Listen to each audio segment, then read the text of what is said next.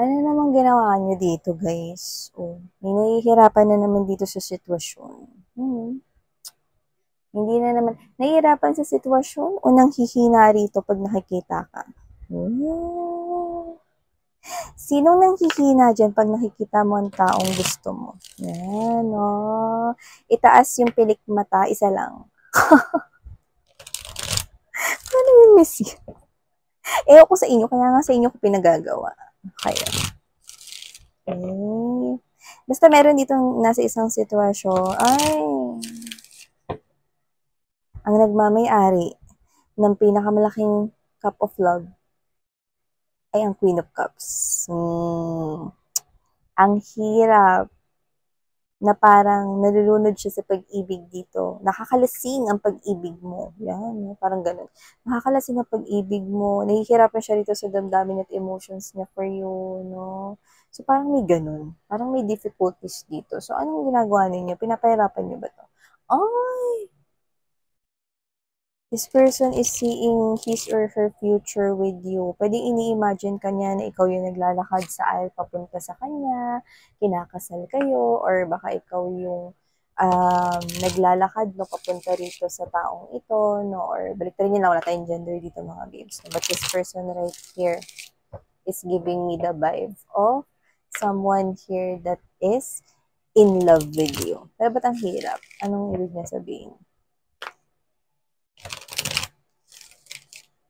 Pero gusto niya. Gusto niya mag-take ng leap of faith eh. Pero parang hirap nga. Wait nga. Can we have a chismis here? Mga chismos. I mean, can we have a very clear understanding to this for my collectives?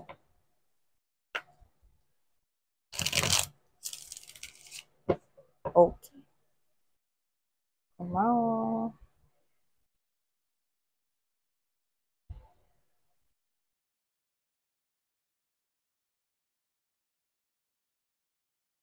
Oh.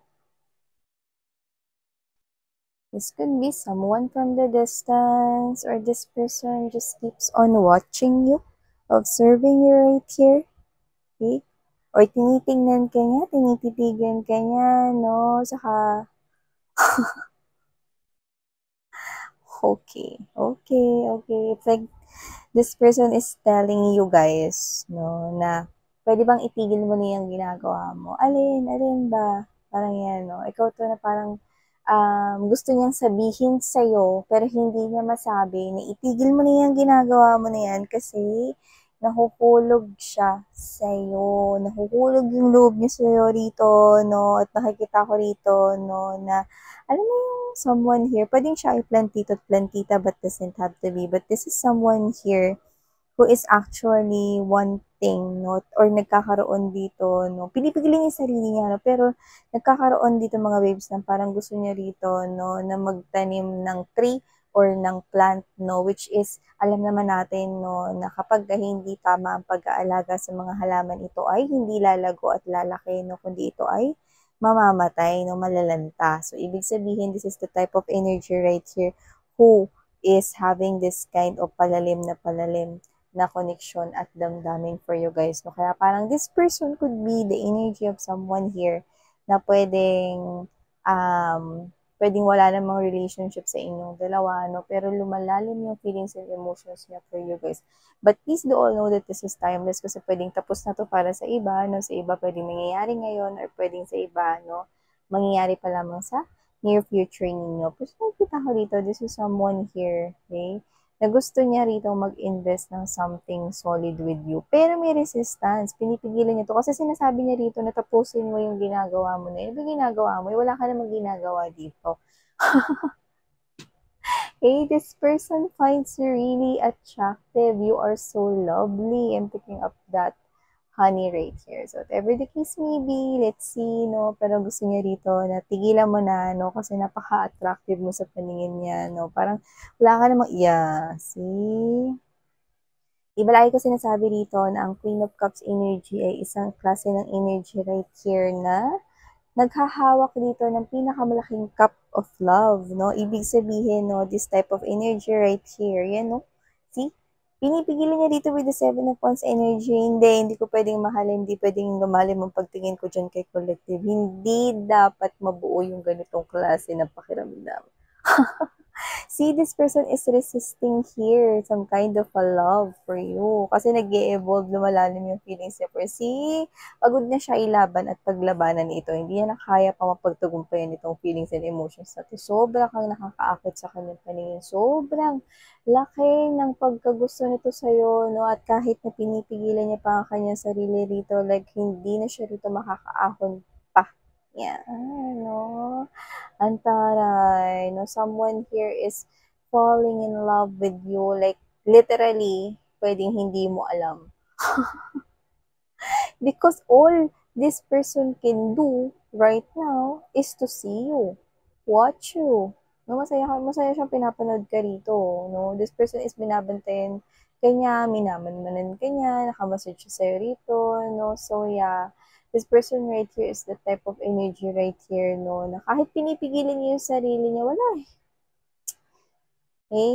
Natatalo siya. Alam mo yung parang kalaban niya lang yung sarili niya rito, no? This person is resisting right here some kind of feelings and emotions for you. Pero wala. Lumalaki lang ng lumalaki yung pagtingin niya sa'yo. Alam mo yung pa-fall siya ng pa-fall dito, no? To the point na gusto niya na rito ng relationship with you, gusto niya rito ng connection with you, no? Gusto ka niya rito na makasama, no? Kasi I'm seeing someone here who is literally fantasizing you as his or her future spouse. No, see?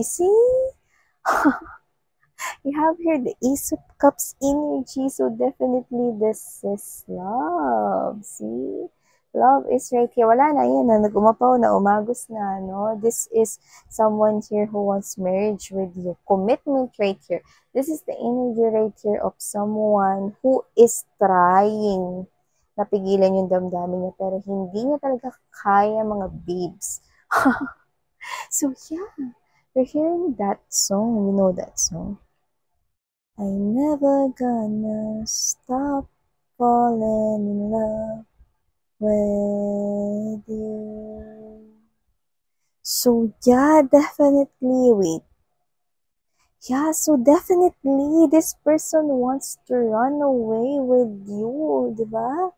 So whatever the case may be, this person wants to run away with you, retreat from here, wants you to be with him or her together forever. Yeah, so what I'm picking up, this person is totally gonna fall in love with you. Yeah, okay?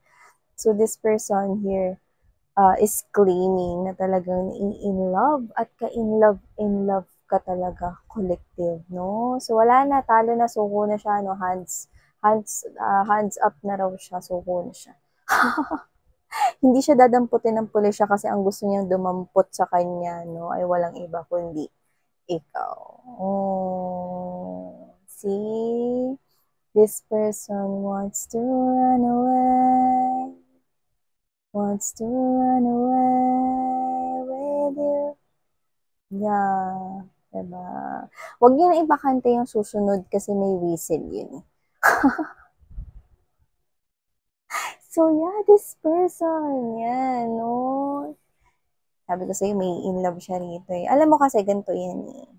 The more na pinipigilan mo yung damdamin mo sa isang tao, the more na nagiging close off ka, no? The more na ini-ignore mo siya at ina-avoid mo siya, the more na palala ng palala, no, ang kanyang nararamdaman, no, para sa'yo. Ganun yun. The more na palala ng palala yung feelings mo for that person. Yun yun, no? Iniiwasan mo siya. Why? Diba? Iniiwasan ganito. Bakit? Kasi sobrang strong ng feelings and emotions, no? Mas strong pa sa iniinom kong kape na itim everyday. Diba? So, whatever the case may be, this is the energy here of someone na wala eh. Alam mo kung ano nakakatawa? This person is actually trying na wag kang tingnan, pero ginagawa niya pa rin. This person is actually trying not to look at your profiles or social media accounts, but this person is still doing that. Okay? Because I can see someone here lying on his or her bed, browsing your profile right here, looking intently at your picture, no, to the point na parang, ano, magsasalita ba yun? Gagalaw ba yun? No? And this person is actually thinking about messaging you. Yeah, so this person is actually thinking about messaging you with this 8 of Wands energy. Wala na kasi in love na siya sa'yo rito. So ano pa magagawa rito? No, parang hindi niya naman masabi sa'yo. Like literally, kung hindi naman kayo close, na ba't niya sasabihin sa'yo na ano, pwede bang tigil mo na yung ginagawa mo kasi in love na ako sa'yo. Diba? Alam mo, no, ang dating nun, no, is parang sarcastic, no? Pero kung titingnan mo yun, no, nakakakilig yung part na yun. Kasi parang, wala ka adi-ideya rito na meron nang fall in love sa'yo rito. Wala ka namang ginagawa. Diba? So, definitely, you look so attractive right now. Maybe you're doing some kind of a glow up right here. So, there's this someone here na nababaliw na palala ng palala rito na parang virus ang kanyang feelings and emotions for you. See? Whoa, run away with you. At saka anong meron ngayon sa runaway, no? Parang yan ang ating word of the day. Kasi kanina, di ba, yung ating title is may runaway rate, no? So mukhang meron dito mga bis. But these are different.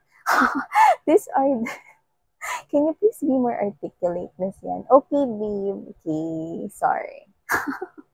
So going back right here, no? So, nakita ko dito na magkaibang energies yun, of course, no? This one is different. Kasi ito, no, pinipigilan niya yung feelings niya for you guys. No? To the point na gusto niya mag-retreat dito, lumbas kayo ng earth, lumbas kayo sa outer space na kayong dalawa lang. So, ibig sabihin, no, gusto niya rito hindi ikaw kidnapin, kundi gusto niyang kidnapin ang puso mo. 'Di ba? Hindi siya susuko sa pulisya dahil na-fall na siya sa'yo, kundi susuko siya at ang gusto niya dumampot ay walang iba, kundi ikaw. Ay, diba? So, yun. Oh, 2 aces right here. Ace of Queens energy. This person wants to have this kind of stable connection with you. Yeah, kahit na hindi mo siya kilala, kahit di mo alam na ganyan yung nangyayari sa kanya, o hindi mo alam na ganyan yung nararamdaman niya for you. Like, diba? You're clueless about this, no? Pero siya hirap na rito. It's a burden already. Alam mo yung mga simpleng gestures mo, no, na tinali mo lang yung buhok mo, no, pero para sa kanya, no, parang nagkaroon na ng mga bubbles sa paligid, nag-slow mo yung paligid, no, parang napunta siya sa fairyland, sa fairy tale world, no, see? Ganun lang yung ginawa mo, nag-ponytail ka lang, pero ang ganda-ganda mo na sa paningin niya, yung mga ganyan. So whatever the case may be, no, this person finds you really attractive in everything that you do. Kahit nga wala kang gawin, wala na, naitawid niya na. Yung araw niya, makita ka lang niya, naitawid niya na yung araw niya, mga beses. Hindi ko lang kung sino to. Naitawid niya rito. Yung mahirap na araw niya rito. Kasi alam mo yun, the more na ang hirap na wag ma-in love sa'yo, the more na hindi niya rin naman kaya na lumayo sa'yo. Yan tayo no? So, hindi ko lang kung sino to, pero hindi niya kaya kaya naman pala. Ooh, the 4 of Wands energy. Sabi ko sa inyo no? This person really wants marriage here with you guys. See? Gusto niya dito magtayo ng matibay na pundasyon with you, pero not pressuring you as well, syempre, no? With this could be somewhat, no, na-encounter mo na sa iyong past life right here. This is not your ex, okay? This is someone here na you feel this kind of emotions and it's high, okay? So, pwedeng this person is feeling this kind of strong emotions and feelings for you. Yeah, see, this person is in a uncomfortable situation right now. Hindi siya comfortable sa sitwasyon na ito. Kasi nga wala pa siyang ginagawa. 'Di ba? Pero hindi niya na mapipigilan ito, no? Magpaplano ito sa inyo, no? Kasi this person is envisioning future with you. Yan, no? Gusto niya kasi na maibigay sa inyo ito.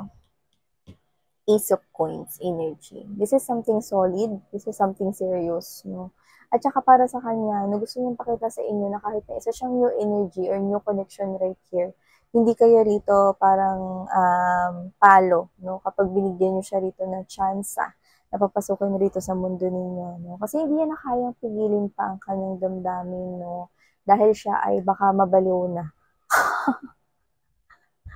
So, whoever this individual right here, gusto niya mga babes, no, na sumama ka sa kanya, no, sa kanyang mundo rito, no. So, hindi siya, huwag kang mag-alala, hindi naman siya engkanto or ano man na mga entities out there. This person just wants you literally to be in his or her world right here. Kasi, I don't know what's happening into this person, pero I'm starting to understand that it is because of the strong, intense feelings and emotions that there could be also strong past life connection na pwedeng literally na hindi man siya yung naging ka-in-relationship mo sa past life kung saan kayo nagkasama noon. Pwede kasing siya yung kapitbahay niyo noon na may lihim na pagtingin sa inyo. Pwede kasi mga babes na siya yung sobrang may gusto siya inyo in your past lives. Past lives hindi to yung ex nyo past lives, no? Pero iba yung kasama mo nun. So, yan mga babes, no? So, pwede ngayon, no, nagkita kayo, nagtagpo kayo nitong tao na to, no? Pero ganun pa rin, no? Yung nararamdaman niya for you, no? Baka siya yung kusinero niyo nun, di ba? Tapos ikaw, di ba? Yun, meron kang ibang ka-in relationship that time, no? So, there's something strong in here. And there is past life here evolving, no? Kasi siya, nilalabanan niya it's like parang hindi, parang it's like there is some kind of situation in your past life wherein hindi kayo pwede that time. Yan, no? So ngayon, no, tingnan natin kung kaya niya bang tibagin ito kasi gagawa siya ng movement dito sa'yo. Nagpaplano tong tao na to, no? Kasi nasa isang uncomfortable situation siya right now. But this person wants victory in this type of situation with you. Let's see, no? Ikaw naman tong makaka-prove nito ano. Siguro, at first, hindi mo mararamdaman yung connection na baka nagkita na kayo or whatever, no? Kasi it's very rare for you to remember and feel that. But there is some kind of a parang bagay, no? There's one thing here na pwedeng magpaalala sa kanya na pwedeng yun yung bagay na yun is nag-exist na before. No? So, that is not applicable for all, but I'm picking up that, kaya naman sinabi ko yun.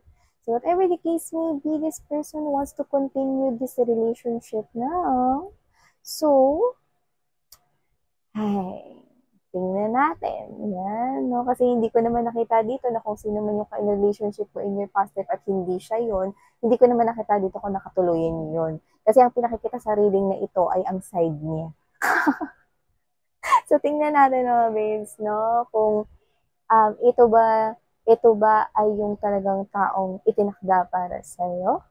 Or ito ba yung tao rito na pwedeng hindi itinakda para sa'yo pero handang suungin? Yan, no? It's like tinatanggap niya ang hamon na ito para sa ngalan ng pag-ibig para sa iyo. Taray! Sa ngalan ng pag-ibig. Isipin ko kung yan yung magiging title. So, yun mga babes, thank you so much. Sharing your love and life. Annyeong!